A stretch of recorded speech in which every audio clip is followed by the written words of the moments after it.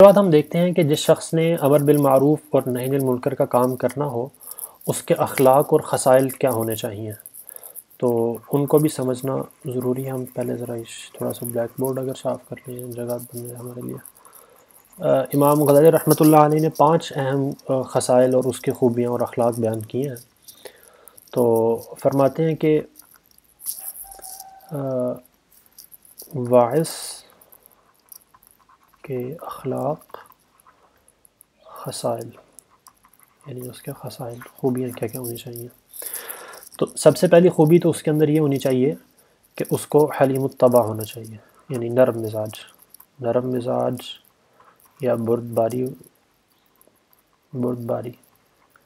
مطلب جلدی غصے میں آنے والا نہ ہو۔ وہ پہلی خوبی یہ ہونی چاہیے۔ دوسری یہ ہے کہ اپنی نیکی نہ جتانے والا ہو، اپنی نیکی نہ جتانے والا، مطلب اپنی نیکی کا اظہار کرنے کے لیے امر بالمعروف نہی عن المنکر نہ کر رہا ہو کہ اپنے آپ کو کوئی نیک ثابت کر رہا ہے اور دوسرے کو کوئی گناہ گار ثابت کر رہا ہے، تو یہ نہیں ہونی چاہیے چیز۔ تیسرا یہ ہے کہ اعتراض کی نیت سے یہ کام نہ کرنا، یہ کام یعنی امر بالمعروف نہی عن المنکر کا کام اعتراض کی نیت سے نہ کرنا، بلکہ نیت یہ ہو کہ کاش وہ شخص اس گناہ کو چھوڑ دے، بلکہ نیت یہ کہ کاش دوسرا اس گناہ کو چھوڑ دے، دوسرا شخص جو ہے وہ اس گناہ کو چھوڑ دے۔ یہ بہت ضروری ہے، کیونکہ بعض اوقات خاص طور پر نہی عن المنکر کا کام کرتے ہوئے انسان کی نیت جو ہے وہ اعتراض برائے اعتراض کی بن جاتی ہے، جس کی وجہ سے کچھ فائدہ نہیں ہوتا پھر۔ اور چوتھی چیز ہے، اس کو ایک ٹیسٹ بتاتے ہیں امام غزالی رحمۃ اللہ علیہ، کہ جس کے ذریعے سے پتہ چلتا ہے کہ ہماری نیت خالص ہے یا نہیں۔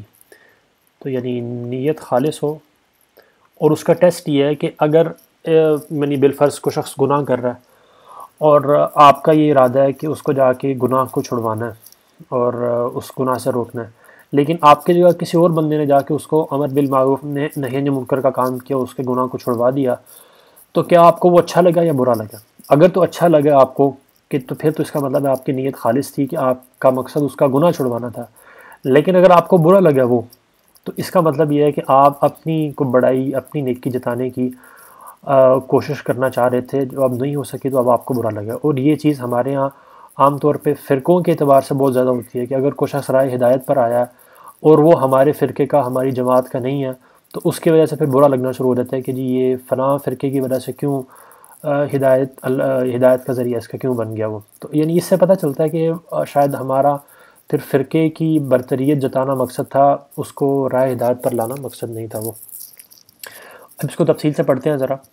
کہ اول تو واعظ کو حلیم الطبع، نرم مزاج ہونا نہایت ضروری ہے، کیونکہ اپنی نیکی جتانے اور دوسروں پر اعتراض کرنے کی نیت سے واعظ کرنے کا نتیجہ اچھا نہیں نکلتا، بلکہ اس سے لوگوں کو صدمہ ہوتا ہے اور غصہ بڑھتا ہے اور دوریاں بڑھتی ہیں، اور بجائے گناہ چھوڑنے کے وہ لوگ گناہ پر ضد اور اصرار کرنے لگتے ہیں، اور جب ضد بن گئی تو پھر نصیحت کرنا اللہ واسطے نہ رہا، یعنی نیت خالص نہ رہی، بلکہ اپنے دل کے جلن نکالنے اور پھپھولے پھوڑنے کی غرض سے ہو گیا۔ لہذا جب واعظ کہنا ہو تو نہایت نرمی سے کہو، اور نیت رکھو کہ کاش اللہ تعالیٰ اس کے معصیت کو چھڑوا دیں، اور کوئی دوسرا ہی واعظ اس کو چھڑا دے تو بہت اچھا ہے، کیونکہ خود معترض اور ناصح بننے کی عزت کا طلبگار ہونا خلوص کی نیت کے خلاف ہے، یعنی یہ والی بات۔ اب آگے کچھ مثالیں دیتے ہیں کہ ایک مرتبہ مامون الرشید کو ایک واعظ نے کئی بات سختی کے ساتھ نصیحت کی، تو مامون الرشید نے واعظ سے کہا کہ ذرا نرمی سے نصیحت کیا کرو، دیکھو تم سے بہتر ناصح حضرت کلیم اللہ پیغمبر یعنی موسیٰ علیہ السلام ہیں، اور مجھ سے بدتر بندہ فرعون ہے، جس کو مصر کی جانب ناصح بنا کر حضرت موسیٰ علیہ السلام کو بھیجا گیا۔ اور ان کو اللہ تعالیٰ نے حکم دیا ان موسیٰ علیہ السلام کو، وقول اعوذ باللہ من الشیطان الرجیم وقول لہ قولا لینا، کہ اے موسیٰ اور اے ہارون فرعون سے نرمی کے ساتھ بات کریں۔ امامہ رضی اللہ عنہ سے روایت ہے کہ ایک مرتبہ ایک نوجوان شخص رسول اللہ صلی اللہ علیہ وسلم کی خدمت میں حاضر ہوا اور کہنے لگا کہ مجھے زنا کی اجازت دے دیجیے۔ اس شخص کا یہ کلمہ سن کر لوگ اس کو ڈانٹنے لگے۔ رسول اللہ صلی اللہ علیہ وسلم نے فرمایا کہ چھوڑ دو۔ اس شخص کی جانب متوجہ ہو کر فرمایا کہ یہاں آؤ۔ جب وہ شخص پاس آیا تو آپ نے فرمایا میں تم سے ایک بات پوچھتا ہوں، بھلا اگر تمہاری ماں سے کوئی زنا کرنے تو کیا تمہیں ناگوار نہیں گزرے گا؟ یعنی یہ لمبی حدیث ہے جس کے اندر یہ پھر رسول اللہ صلی اللہ علیہ وسلم نے گویا اس سے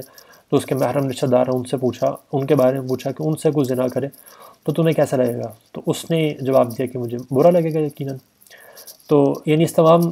گفتگو کے بعد رسول اللہ صلی اللہ علیہ وسلم نے دست مبارک اس کے سینے پر رکھا اور دعا کی کہ اے اللہ اس کا دل پاک کر دیجئے اور گناہ بخش دیجئے اور اس کی شرمگاہ کی حفاظت فرما دیجئے۔ تو اس کے بعد دیکھا گیا کہ اس شخص کو گناہ سے زیادہ ناپسندیدہ یعنی زنا سے زیادہ ناپسندیدہ گناہ کوئی دوسرا نہ رہا۔ یعنی پہلے آ کے وہ اجازت مانگ رہا تھا، لیکن جب رسول اللہ صلی اللہ علیہ وسلم نے اس احسن طریقے سے اس کو نصیحت کی اور اس کے لیے دعا فرمائی تو اس کے بعد زنا جو ہے اس کے لیے سب سے زیادہ ناپسندیدہ عمل بن گیا۔ اسی طرح ایک اور واقعہ بیان کرتے ہیں۔ حضرت فضیل رحمۃ اللہ علیہ سے شکایت کی کہ کسی نے شکایت کی کہ ایک دوسرے جو اللہ والے حضرت سفیان بن عیینہ انہوں نے شاہی تحفہ قبول کر لیا بادشاہ سے۔ شیخ نے سن کر مجمع میں تو صرف یہ کہہ کے ٹال دیا کہ نہیں جی، سفیان نے اپنا حق لیا ہوگا اور وہ بھی ناتمام، یعنی وہ اپنا حق بھی پورا نہیں لیا ہوگا۔ یعنی سب کے سامنے انہوں نے حضرت سفیان کے بارے میں کوئی بات نہیں کی، بلکہ اس نے ظن رکھتے ہوئے اس بات کو ٹال دیا۔ مگر خلوت میں سفیان کو پاس بٹھا کر نہایت نرمی سے نصیحت کی کہ فرمایا کہ اے ابو علی، یعنی جو ان کی کنیت تھی، ہم اور تم اگر بزرگ نہیں تو بزرگوں کے چاہنے والے، ان کے دوست رکھنے والے تو ضرور ہیں۔ مطلب یہ ہے کہ ہم لوگ چونکہ اس زمرہ میں شمار ہوتے ہیں، اس لیے تم کو ایسے افعال سے بچنا چاہیے جس کو لوگ حجت پکڑیں اور بزرگوں کے نام پر عیب لگائیں۔ یعنی انہوں نے نصیحت ان کو خلوت میں جا کے کی، سب کے سامنے جا کے نہیں کی اس کو۔